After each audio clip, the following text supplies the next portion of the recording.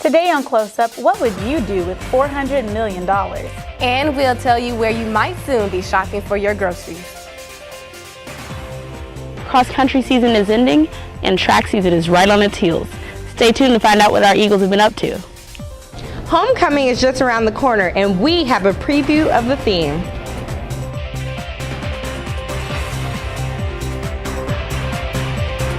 From the Department of Mass Communication at Winthrop University, you're watching Winthrop Close Up.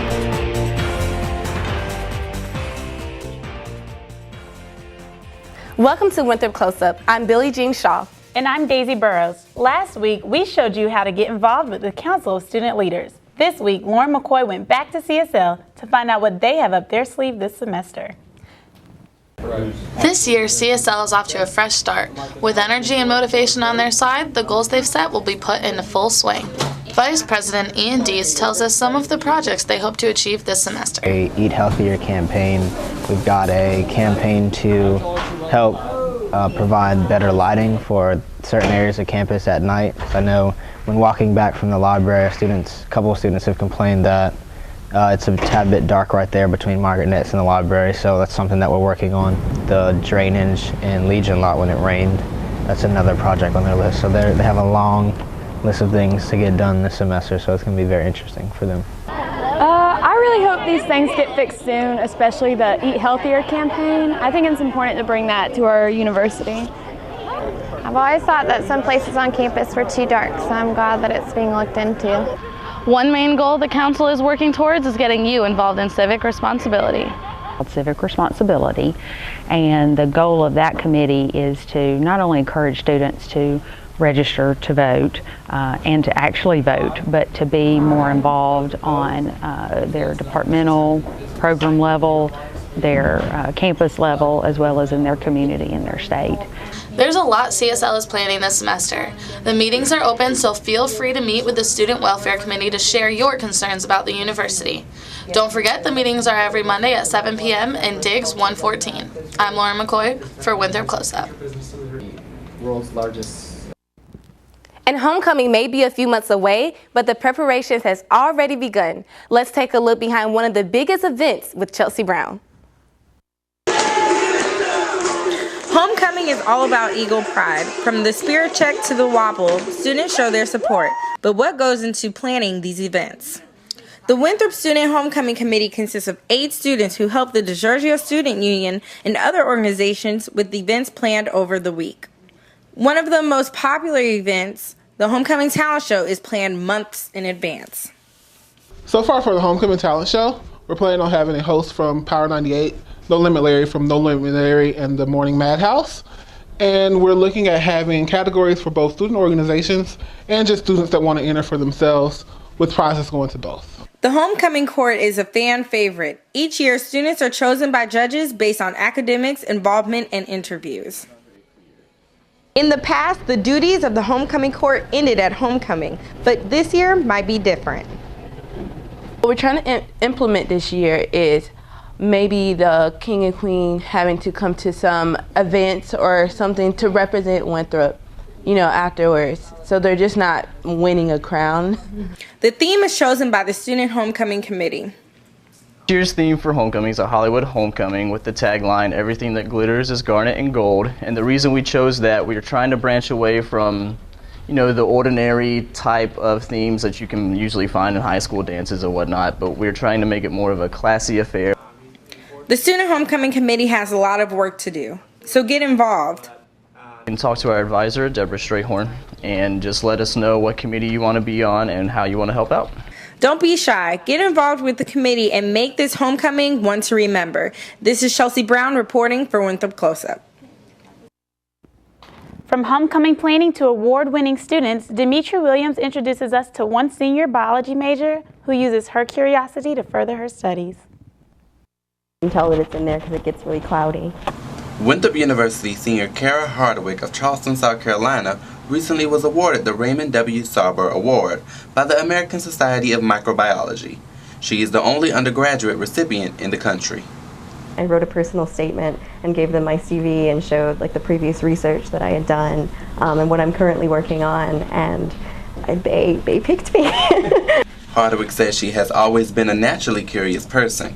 She came to Winthrop wanting to become a doctor, but discovered that there are many other exciting things in biology that were better suited for her. I'm actually trying to find out if there is a correlation from introduced species and disease outbreaks in human and animal populations, and it's been basically like a big scavenger hunt. Although Hardwick is very busy throughout the semester, one professor considers her to be a great help.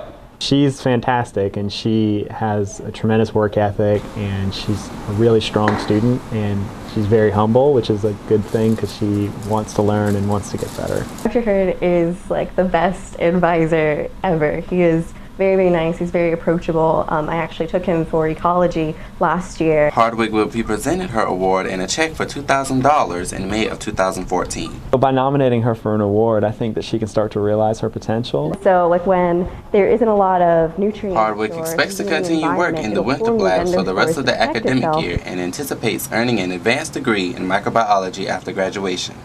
I'm Dimitri Williams for Winthrop Close Up. Now, if you're striving to achieve an award like Kara, don't worry. Javion Garrett is going to take us to a place on campus that can help you. It's a really great resource, and if you're looking for great personal help and you feel like classrooms have too much of a concrete pace that so many people have to keep up with, having a tutor at the Academic Success Center is where you set the pace. The Academic Success Center is dedicated to helping students excel. The center is located in Dinkins and offers one-on-one tutoring sessions. The Academic Success Center helps struggling students get back on track, especially those who have been academically suspended. Those students are some of the favorite parts of my day as working with them. Winthrop requires its students to maintain a 2.0 grade point average to remain in good standing. When they come back to school, usually they partner with our office to come up with an academic action plan. And that's just sort of a conversation that we have to figure out what the student wants to accomplish that first semester that they're back. Helping students get back on their feet, graduate, and succeed is one of the center's biggest enjoyments. I want people to graduate. I mean, that is our goal as a university, is to help students who want to graduate make that happen.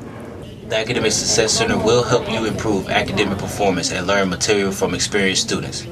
This is Javion Garrett for Winthrop Close Up.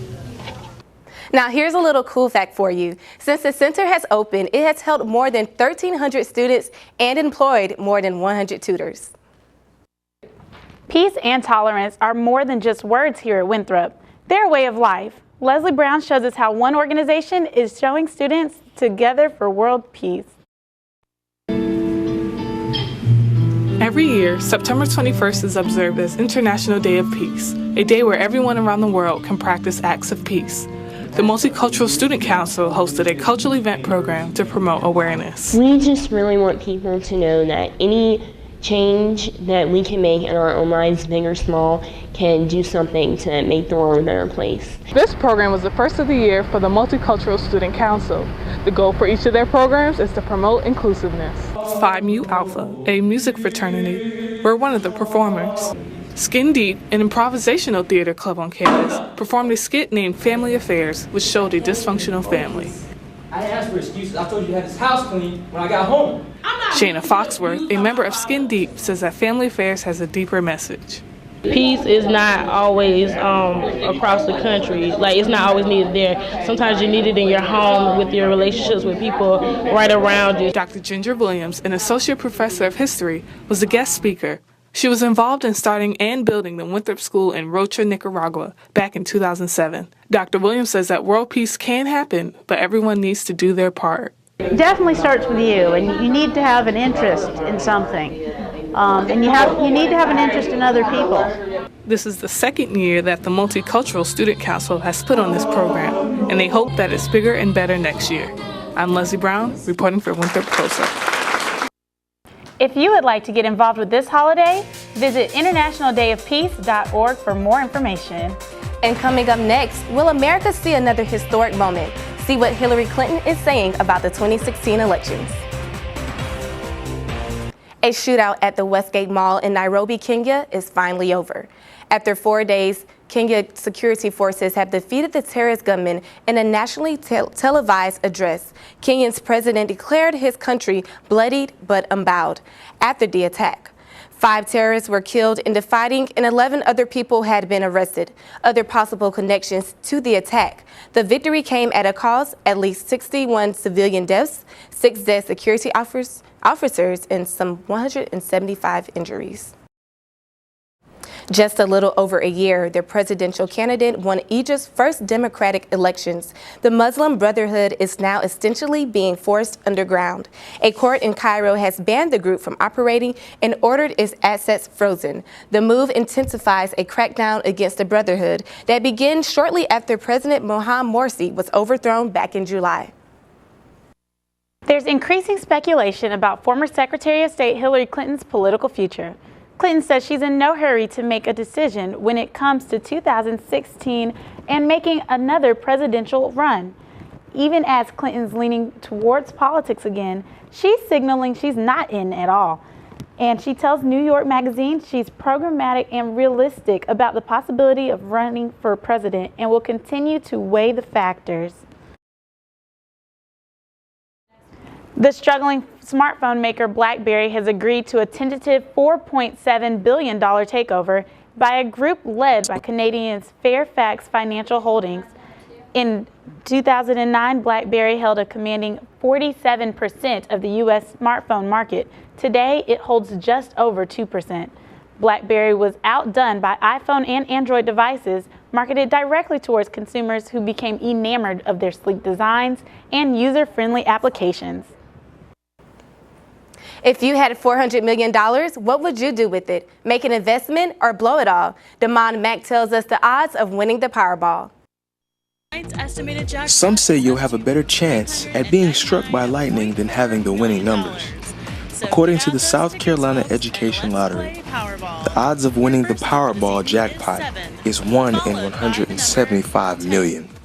I don't really play the Powerball lot often. It's a waste of money. That money could be going in my gas tank. If I won the lottery, I would buy myself a new car, I would pay for all of my bills, pay for all of my family's bills, and then I would just save the rest. Hypothetically speaking, let's say you do pick the right numbers and become a millionaire. What would you do with your money?